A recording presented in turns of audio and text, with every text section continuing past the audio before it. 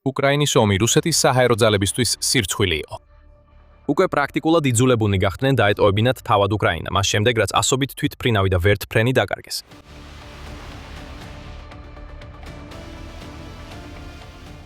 ეს საჰაერო ძალები იძულებულნი არიან შეტევები განახორციელონ ხაზების უკნიდან. მაშინაც კი როცა რუსეთის საუკეთესო გამანადგურებელი თვითმფრინავი Su-47 ფაქტობრივად ბრძოლებში თითქმის არანაირი როლი არ უთამაშია. ასე რომ უკრაინას სერიოზული გამოწვევა ჰქონდა. როგორ უნდა გაანადგურო Su-47, როცა ის რუსეთის შიგნითაა? პასუხი გენიალურ ხრიკშია, რომელმაც რუსეთს თავისი საკუთარი გამანადგურებელი თვითმფრინავის ჩამოგდება აიძულა. თანამედროვე ტროას ცხენი. ამ ხრიკმა რუსული საჰაერო თავდაცვა აიძულა, მიზანში ამოეღო ის ერთადერთი რამ, რასაც არ უნდა ესროლ. რაც შეეხება Su-47-ს, უბრალოდ თქვათ, რომ ის აღარ დაფრინავს. პირველი ცნობები ბუნდოვანი იყო. 23 ივლისს ევრომაიდენ პრესმა განაცხადა, რომ რუსულმა გამანადგურებელმა თვითმფრინავმა შემდეგ გავრცელდა ინფორმაცია და მოგვიანებით დადასტურდა, რომ ეს იყო Su-47. მოსკოვის ოლქში ჩამოვარდა. დაშავებულების შესახებ ინფორმაცია არ გავრცელებულა, რადგან პილოტი კატაპულტებდა და თვითმფრინავი დასახლებულ ტერიტორიაზე არ ჩამოვარდნილა. ინციდენტი მოხდა 13:50 საათზე ოდინცოვოს რაიონში, რომელიც მოსკოვიდან დაახლოებით 65 კილომეტრით დასავლეთით მდებარეობს და ახლოსაა ზვენიგოროდთან.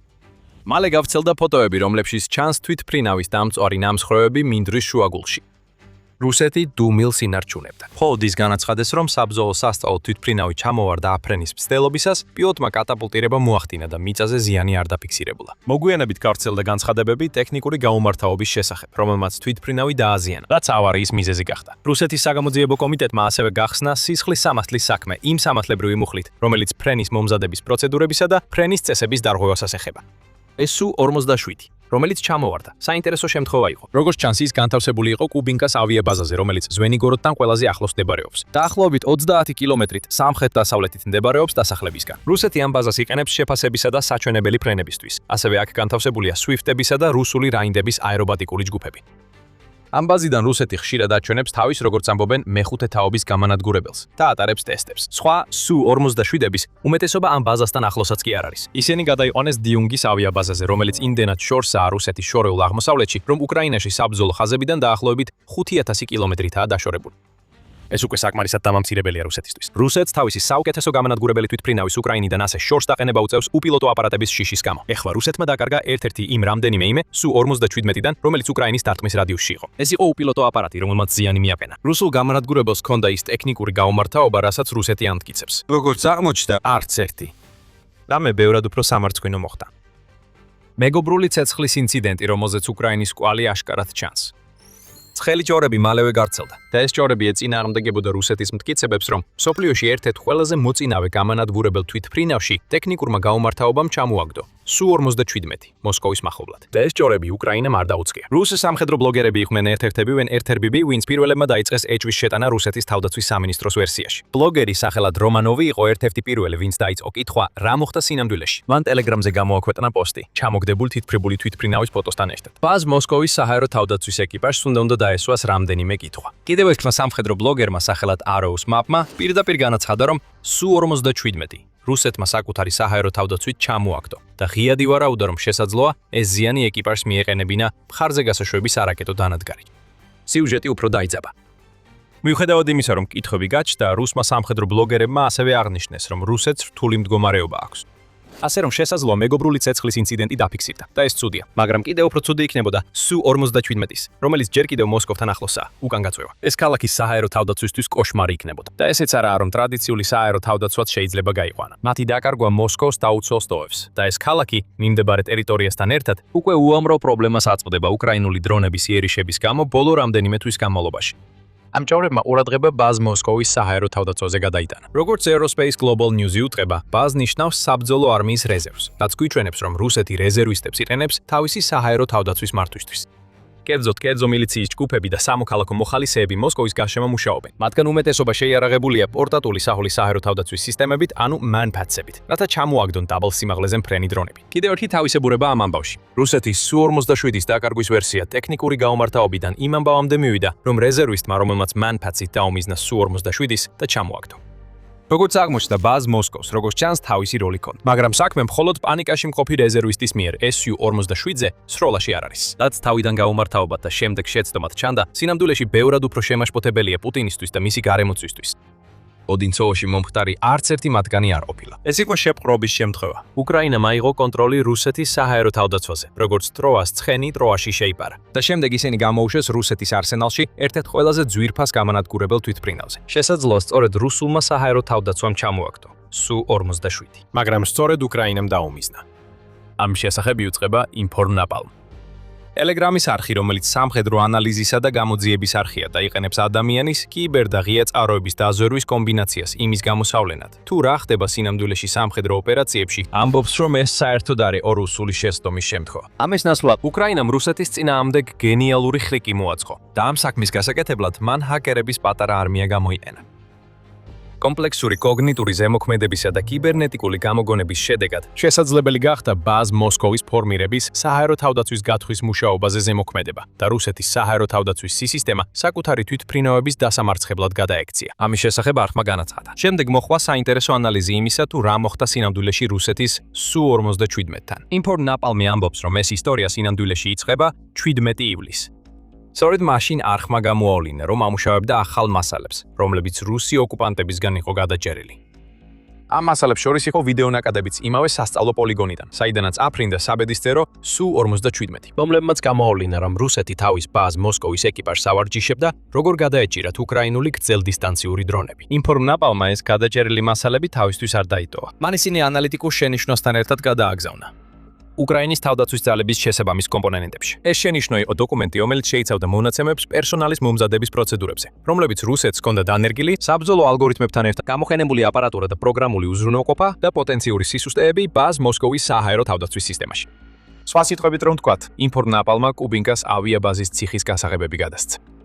უკრაინამ დაიწყო მუშაობა ამ გასაღებების გამოყენებაზე, რათა გაეხსნა ბაზის საჰაერო თავდაცვა. მიღებული ინფორმაცია მხოლოდ მტრის დასაკურებლად არ იყო. აღმოჩენილი იქნა მიდგომები, რომლებიც საშუალებას აძლევდა გავლენა მოეხდინა ერთ-ერთი ბაზ მოსკოვის ეკიპაჟის მუშაობაზე და რუსების მიერ შექმნილი სისტემა რუსულ სამიზნეზე გამოეყენებინათ. ინფორმნაპალმის ცნობით. მალე ამის შემდეგ Su-47 ბაზასთან ახლოს მინდოში ჩამოვარდა. სავარაუდოდ მეგობრული ცეცხლის მსხვერპლი, რომელიც როგორც ჩანს უკრაინელმა ჰაკერებმა გამოიწვიეს, როდესაც აიღეს კონტროლი საჰაერო თავდაცვის სისტემაზე, რომელიც მოსკოვის დასაცავად იყო განკუთვნილი.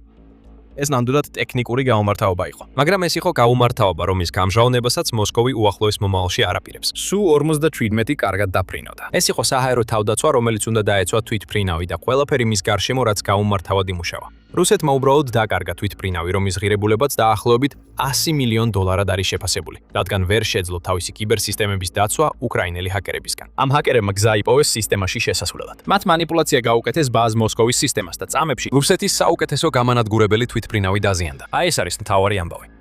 მაგრამ აქედან იწყება ყველაფერი საინტერესო, რადგან ამ ძალიან რეალური პრობლემის უკან, რაც რუსეთს აქვს თავისი კიბერსისტემების უკრაინელი ჰაკერებისგან დაცვის მხრივ, იმალება ბევრად უფრო დიდი პრობლემა. პრობლემა, რომელიც აჩვენებს, რამდენად საცოდავია სინამდვილეში რუსეთის საჰაერო ძალები და ნათელს სპენს იმ რეალობას, რაც დგას იმის უკან, რასაც პუტინი მსოფლიოში საუკეთესო გამანადგურებელ თვითმფრინავად აცხადებს. სანამ ამ ყველაფერში უფრო ღრმად ჩაუღრმავდებით, შეგახსენებ, რომ თქვენ უყურებთ სამხედრო შოუს. ჩვენ ვამხელთ სათაურების მიღმა არსებულ ისტორიებს. თუ ამ არხიდან ინფორმაციას იღებთ, აუცილებლად გამოიწერეთ და ჩართეთ შეტყობინებები, რომ ჩვენი ვიდეოები გამოქვეყნებისთანავე იხილოთ. დავიწყოთ რუსეთის ჩამოვარდნილი თვითმფრინავებით. ძალიან ბევრი ჩამოვარდნილი თვითმფრინავი. Su-47, რომელიც უკრაინამ ახლახან რუსული საჰაერო თავდაცვა აიძულა ჩამოეგდო, არის ბოლო მრავალი გამანადგურების, ბომბ-დამშენის, სადაზვერო თვითმფრინავისა და ვერტმფრენის რიგში, რომლებიც რუსეთმა დაკარგა უკრაინაში შეჭრისას. სინამდვილეში ეს ჩამოგდება მოხდა ბოლო შემთხვევას, როდესაც უკრაინამ მოახერხა საჰაერო ბრძოლაში რუსული Su-35 ფლანკერის ჩამოგდება F-16-ით. ეს თითქოს შეუძლებელი უნდა იყოს. Su-35-მა პირდაპირ ბრძოლაში უნდა დაამარცხოს F-16, მაგრამ ის ვერ მოახერხა. თითქმის ასე ჩანს, რომ რუსეთის მტკიცებებს თავისი გამანადგურებელი თვითმფრინავების შესახებ რეალურ საბრძოლო სიტუაციებში ვერ ამყარებენ. ამაზე უფრო დეტალურად მოგვიანებით. Su-47-ის კონტექსტში. უკრაინის ფინანსთა სამინისტროს ინფორმაციით, პუტინის შეჭრის დაწყებიდან რუსეთმა უკვე დაკარგა 429 თვითმფრინავი და 354 ვერტმფრენი. თუ თქვენ ეძებთ პასუხებს, რატომ არ გამოუყენებია რუსეთს თავისი უზარმაზარი საჰაერო ძალები, რომელსაც Global Firepower-ის ანგარიშის მიხედვით 4227 ერთეული ჰყავს. მათგან 2754 საბრძოლო მზადყოფნაშია. მაშინ ეს არის თქვენი პასუხი. უკრაინა უბრალოდ განაგრძობს რუსული საჰაერო საშუალებების ჩამოგდებას. მიუხედავად იმისა, ისინი უკრაინაში არიან თუ რუსეთში იმალებიან. Su-47, რომელიც ახლა მოსკოვის მინდოში იწვის, არც კი არის პირველი, რომელიც რუსეთმა თავის ომში დაკარგა. 2024 წლის ივნისში უკრაინამ შეძლო 2 მათგანის დაზიანება დრონების გამოყენებით ახტუბინსკის ავიაბაზაზე თავდასხმისას და 2026 წლის გაზაფხულზე უკრაინულმა დრონებმა ურალებთან მდებარე შაგოლის ბაზამდე მიაღწიეს. გაანადგურეს კიდევ 2 Su-57 ტიპის თვითმფრინავი, ასევე Su-34 და კიდევ ერთი უცნობი სუხოის მიერ წარმოებული გამანადგურებელი თვითმფრინავი. ესაც კი არის პირველი შემთხვევა, როცა რუსეთმა საკუთარი თვითმფრინავი ჩამოაგდო. თუმცა ეს ნამდვილად პირველი შემთხვევაა, როცა დადასტურებულად უკრაინელმა ჰაკერებმა რუსული საჰაერო თავდაცვის სისტემები მანიპულირეს.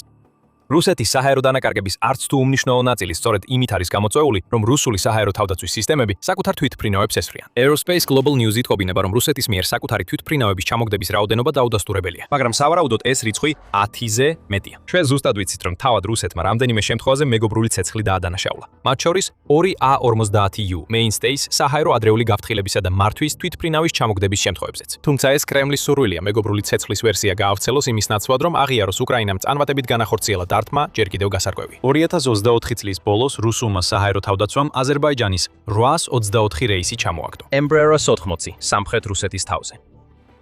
როგორც ჩანს, ეს ინციდენტი უკრაინული დრონების თავდასხმის დროს მოხდა. ამიტომ საჰაერო თავდაცვა ნამდვილად აქტიური იყო. რუსეთმა ასევე დაარტყა აეროფლოტის თვითმფრინავს, რომელიც ბელარუსიდან მიფრინავდა 2025 წლის ივლისში. თუმცა იმ თვითმფრინავმა მოახერხა უსაფრთხოდ დაждდომა მოსკოვში, მას შემდეგ რაც საჰაერო თავდაცვის ცეცხლი მიიღო. ევრომაიდან პრესი ამატებს კიდევ ერთ მსხვერპლს მეგობრული ცეცხლის შედეგად. Su-27, რომელიც ოკუპირებულ ყირიმში დაფრინავდა 2024 წლის მარტში, რუსეთის საკუთარი ცეცხლის შედეგად ჩამოარგა. 2023 წელს ტოკმაკის თავზე რუსებმა საკუთარი Su-35-ის პილოტი მოკლეს. S-300-ის საჰაერო თავდაცვის სისტემით და მოსკოვის მახლობლად 2025 წელს რუსეთის საჰაერო თავდაცვის სისტემებმა ცეცხლი გაუხსნეს ქვეყნის საკუთარ ვერტმფრენებს, მას შემდეგ რაც ისინი დრონებში აერიათ.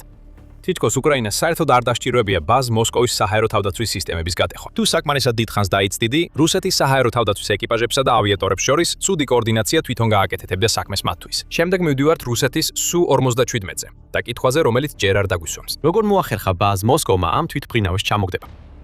ეს ჰაკინგის თვალსაზრისით არ გვიგულისხმია. Su-57 ითვლება მეხუთე თაობის სტელს გამანადგურებლად, რომელიც შეესაბამება ამერიკულ თვითმფრინავებს, როგორიცაა F-35 და F-22. პუტინმაც კი თავად თქვა ეს.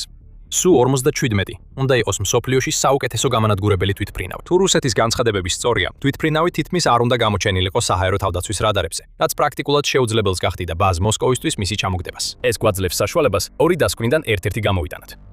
პირველი ისაა, რომ ბაზ მოსკოვი იმდენად ეფექტურია, რომ შეუძლია მსოფლიოს ერთ-ერთი საუკეთესო და უხილავი გამანადგურებელი თვითმფრინავის ჩამოგდება. რუსეთს ეს დასკვნა არ ეწინებოდა, მაგრამ რთულია ამის მტკიცება, როცა ბოლო რამდენიმე თვის განმავლობაში ვხედავთ, როგორ აყენებს უკრაინა დრონებით დარტყმაზე მოსკოვის რეგიონში.